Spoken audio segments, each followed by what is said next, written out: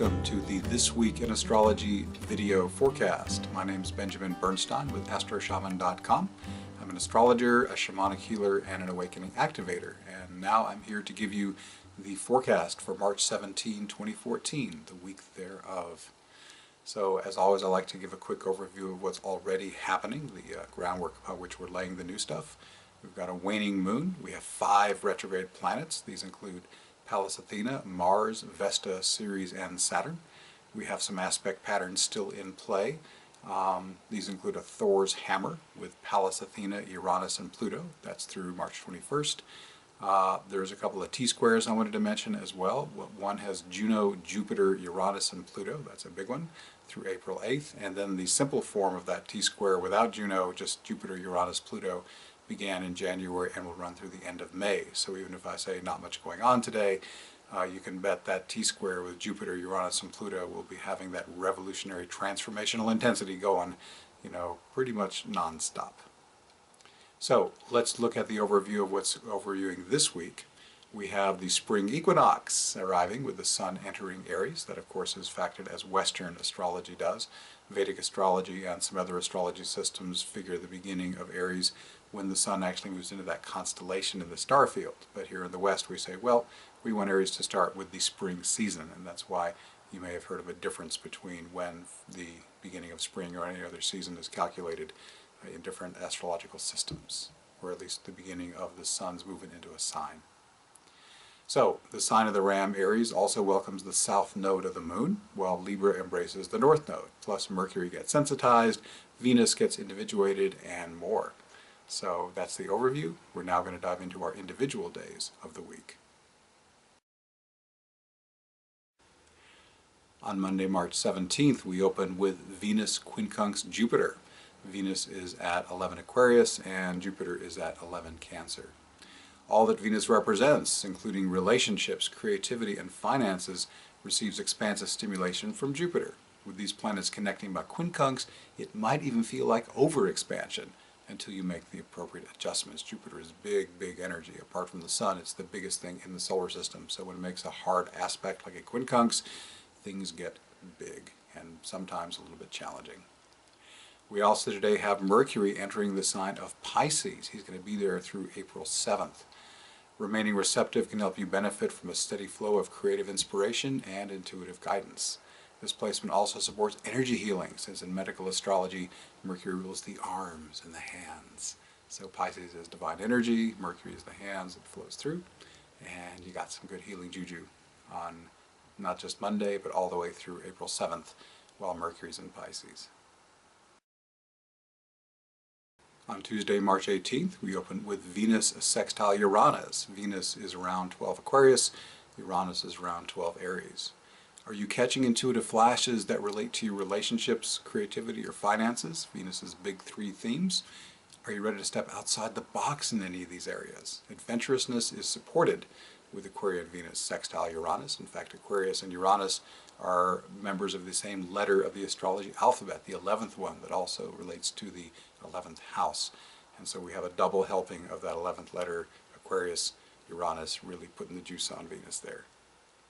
Next up, we have a Moon-Mars conjunction. This is happening at around 9 p.m. U.S. Eastern Time. And when the Moon and Mars come together, it's an accentuation of all that is Martian. So on the upside, great time for assertiveness and athleticism and positive sexuality.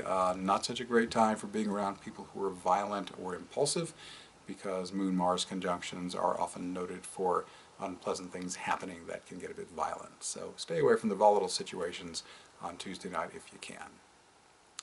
Also, that Moon-Mars conjunction is what puts the moon void of course. So starting at 9:06 p.m. on Tuesday night, U.S. Eastern Time, the moon has left its last Ptolemaic aspect and is sort of running in a no man's land, so to speak, until it hits its next sign. Void of course moons are times, if possible, try not to start major new things then, and try not to make a major purchase if possible.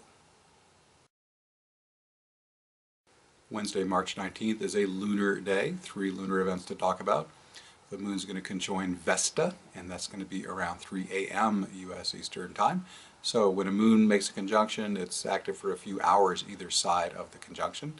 Vesta, its broadest meaning, is something outside yourself that you're serving, that's beyond your own selfish interests. So maybe you'll dream about something like that on Wednesday morning.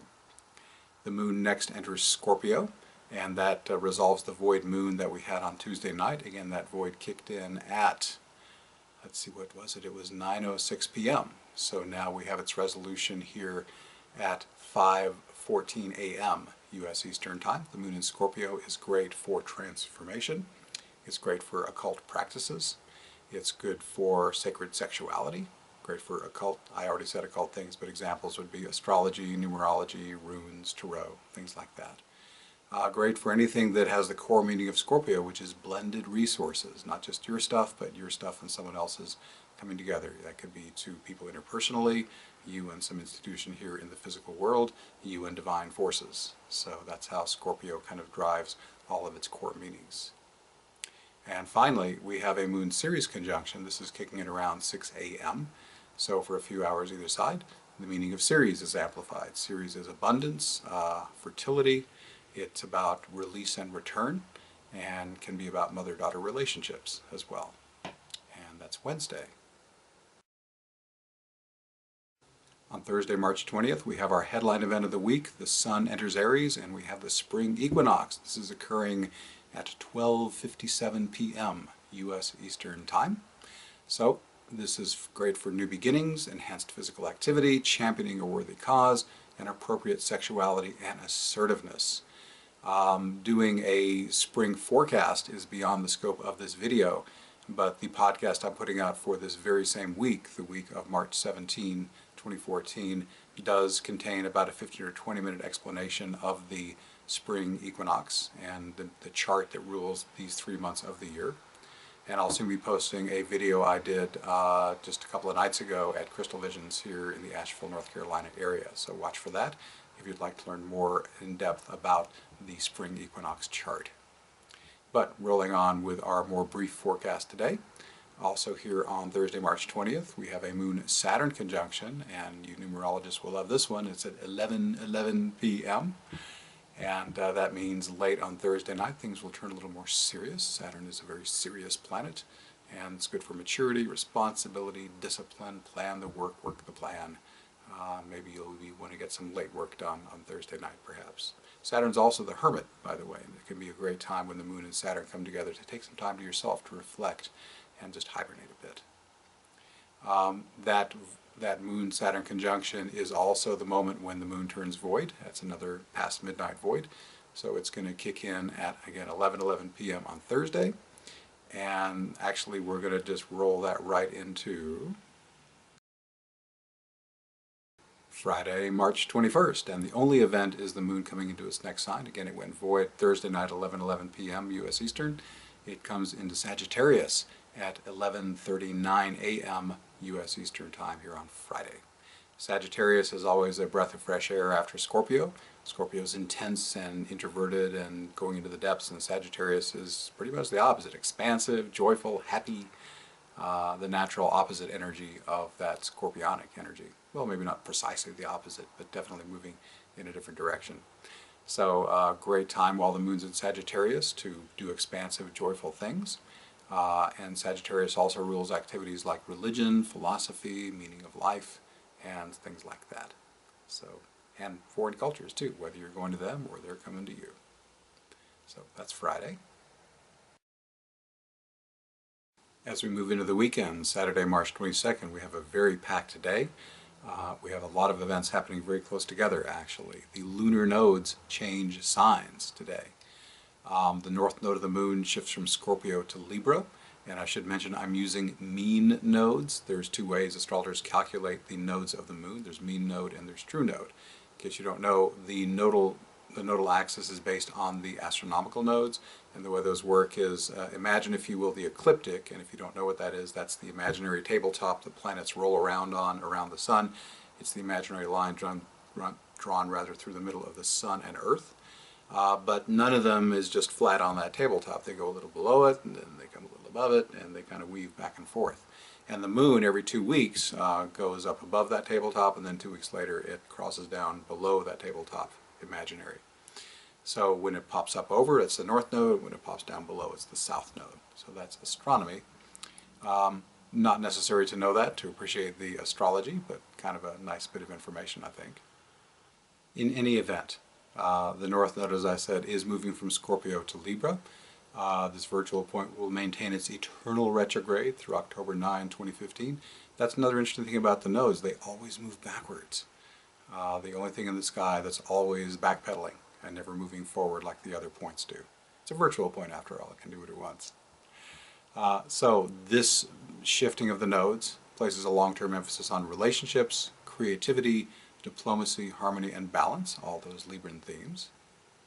Now the moon actually has two nodes, the north and the south, which are always 180 degrees apart. So the south node is also shifting signs today. It was in Taurus, now it's moving over to Aries. To oversimplify matters, the north node represents what you should be moving toward, the south node what you should be leaving behind. It's not really that simple, but that is the basic idea. Just to amplify slightly on the south node can be strengths and gifts that you can serve others with, and that can be natural comfort zones for you. But the north node says, in this lifetime, this is your discomfort zone. This is what you came to grow into. So get about that. Get doing it. So as the south node transits Aries, what less desirable qualities of this zodiac sign would serve you to release? So what about anger, impulsiveness, inappropriate sexuality, excessive dominance? All those things are some of the less happy expressions of Aries, and if you're experiencing any of them, good time to purge it during this time. There's lots of ways to purge. One of them is my healing invocation, which I've boiled down just to 7 words. You can just, whatever's coming up that is not something you want, you just say, Spirit, maximum clearing that serves highest good, please. And relax passively into your breath, and maybe the energy will come in and just wipe it off. Now, if you're not sure whether you're exhibiting these dark Aries qualities, because we can be blind to some of our own issues, ask those who spend a lot of time with you for their honest opinion. If consensus emerges, you've found something to work on.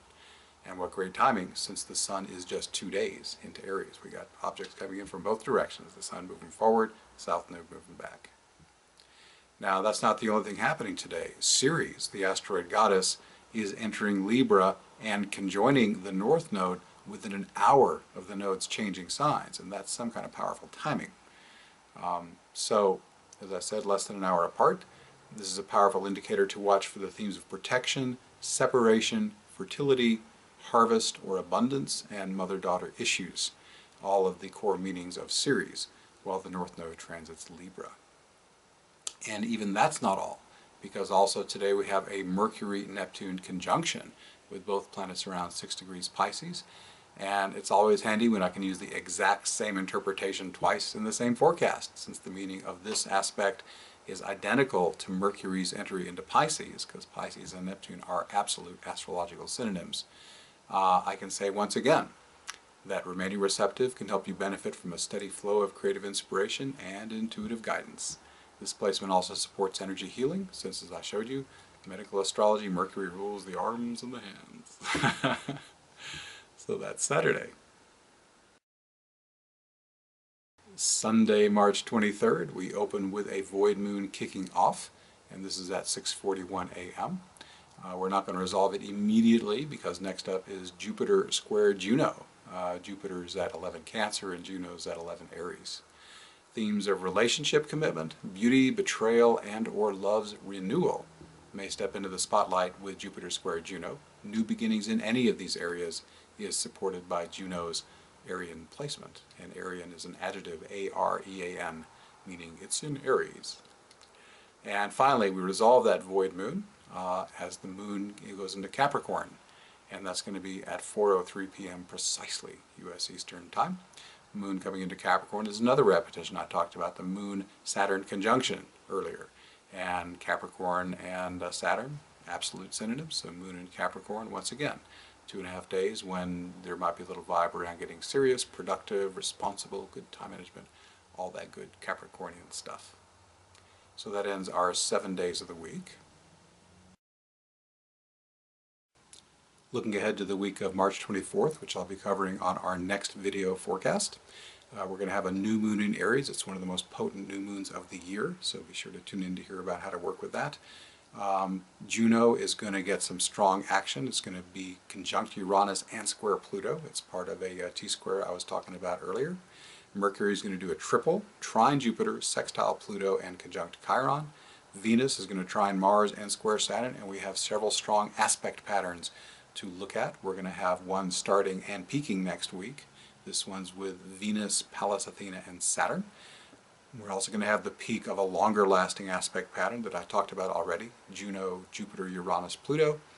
And a brand new one starts next week as well, Uranus and Pluto now being stimulated by the Sun, coming into T-square with them. So a lot of Uranus-Pluto action, a lot of revolutionary transformation energy, and I would love it if you would come back next week and let me fill you in on all that cool stuff.